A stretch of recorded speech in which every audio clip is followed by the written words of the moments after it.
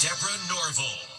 Hello, everybody, and thank you for joining us. Overcrowded and understaffed. That's what critics say has been the state of affairs at Washington's Reagan National Airport, and Wednesday night it turned deadly.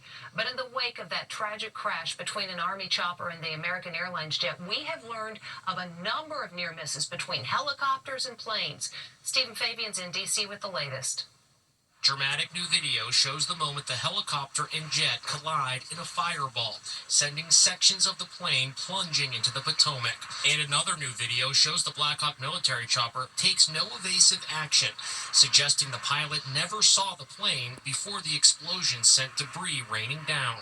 And we're learning that just 24 hours before the fatal collision, a Republic flight approaching Reagan National aborted a landing to avoid colliding with a helicopter. What was the reason for the go-around? We had helicopter traffic below us. Reagan National is a small airport, yet runway number 1 is the busiest in America, with 800 flights a day taking off or landing. The airport here at the nation's capital is so congested, the average delay is more than an hour, and most of that time is spent circling above the airport waiting to land. Yet Congress continues to add more flights. One of the new routes is between D.C. and Wichita, Kansas, where Wednesday night's doomed flight originated. They wanted that direct flight from Wichita to D.C. for those congressmen, for the senators, so they could handle business. There have been 2 other near misses in recent months at Reagan. Last April, a Southwest Airlines and a JetBlue plane were about to collide on takeoff.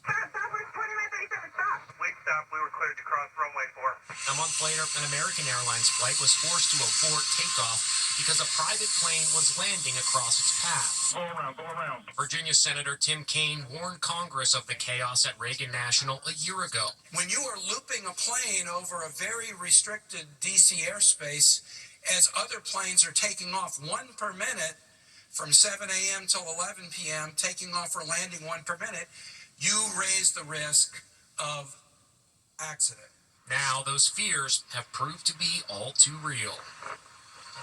For family members of those lost, the grief is only beginning to set in. And among those who died, 2 11-year-olds. They became best friends doing what they loved, competing in skating events.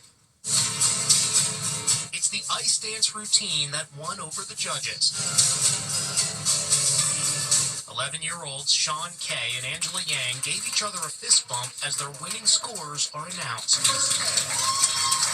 Sean smiles broadly as he also fist bumps his coach. All 3 perished on Flight 5342. Sean and Angela were both on the plane with their mothers. The youngsters had been skating together for about 2 years. It's a very strong personal bond. We spoke to Sean's heartbroken father, Vitaly. It's just what they do. This is their life.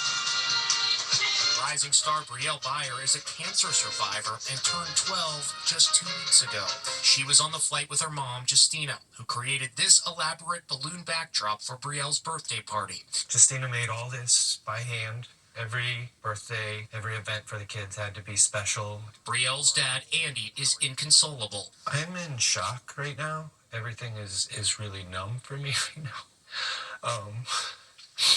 It's just, I think there's probably a space in my mind that I can't go to where all the pain is. It's like my daughter's room upstairs. I just can't go through that door yet. He's left to raise his 6-year-old son, Callan. So it's just me and him now, you know? There's a growing memorial on the steps of the Virginia home of the Livingstons, where 11-year-old Lydia and her 14-year-old sister, Everly, lived.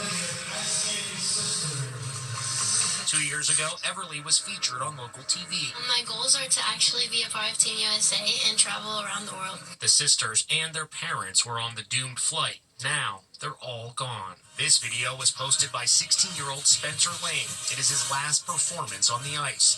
He lands a perfect triple toe loop at the development camp in Wichita.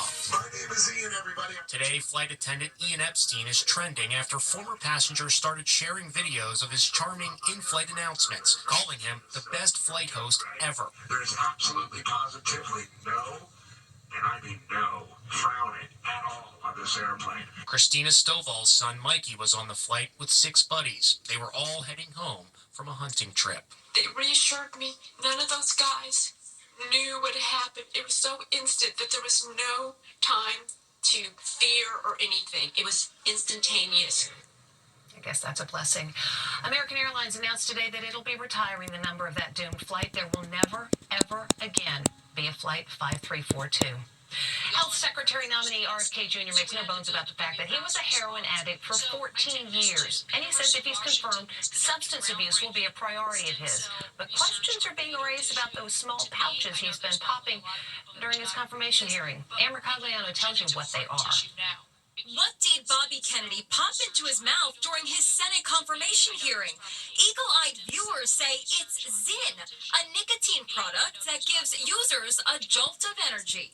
Look, when we slow-mo the video, you can make out the container of Zyn in his hand. Kennedy was also photographed in October buying Zyn in Los Angeles. The small flavored packets are loaded with nicotine. You tuck the packet inside your mouth. I bought this container of Zyn at a convenience store in New York City today. 2 weeks ago, the FDA authorized Zyn for use to help smokers quit smoking.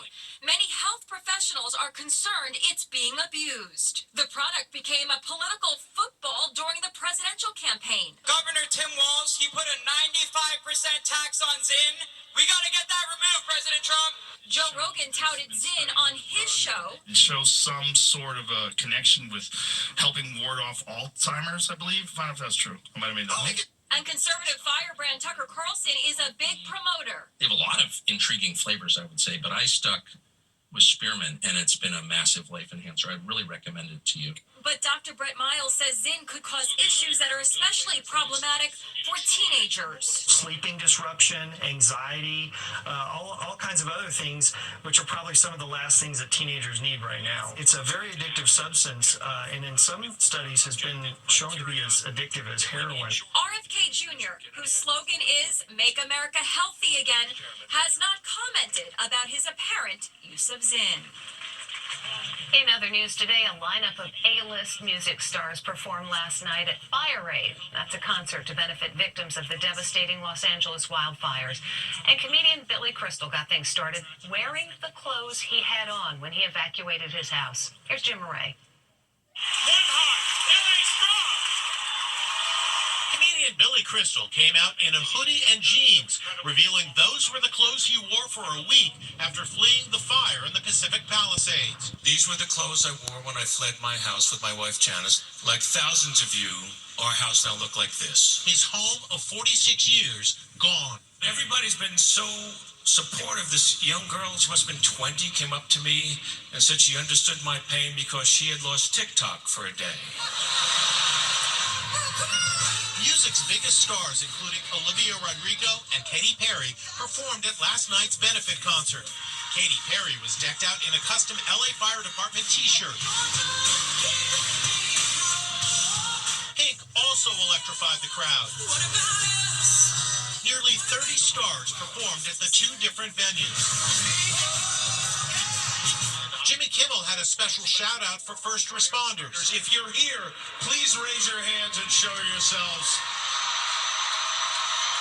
Lady Gaga closed out the show with a new song, Time is a Healer, that she wrote for the victims of the wildfires.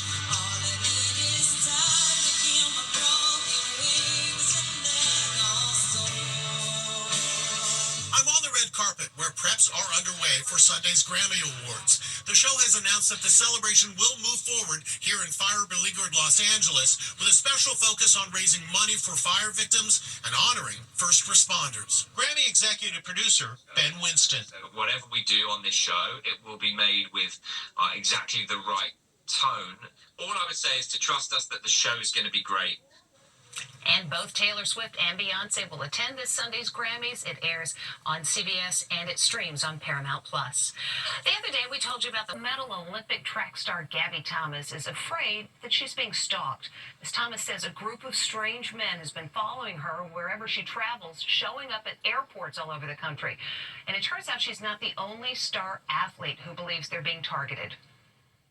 I need some advice right now because I fear that I'm being stalked. Olympic gold medalist Gabby Thomas is freaking out. She says that random dudes are showing up at the airport whenever she flies and hassling her. These guys are stalking me. She says they somehow know what flight she's on and they're waiting for her when she lands. What scares me is that they have my flight information Even when I don't even know what time I'm flying out sometimes, I don't tell anyone my flight information. They show up and they ask me to sign a bunch of these photos and pictures of me, like 40 of them. I don't know what they're doing with them. Gabby Thomas is running away from the field.